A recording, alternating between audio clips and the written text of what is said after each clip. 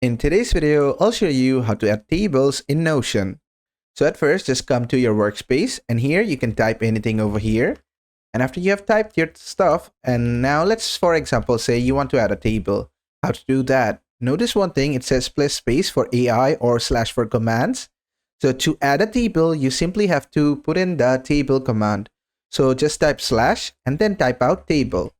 Then you'll get three options: table, table view, which is the database, and table of contents.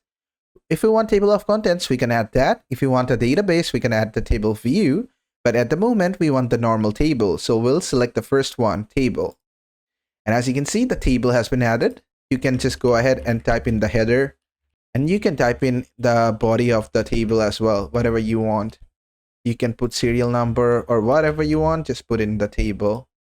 And basically, that is how to add tables in Notion.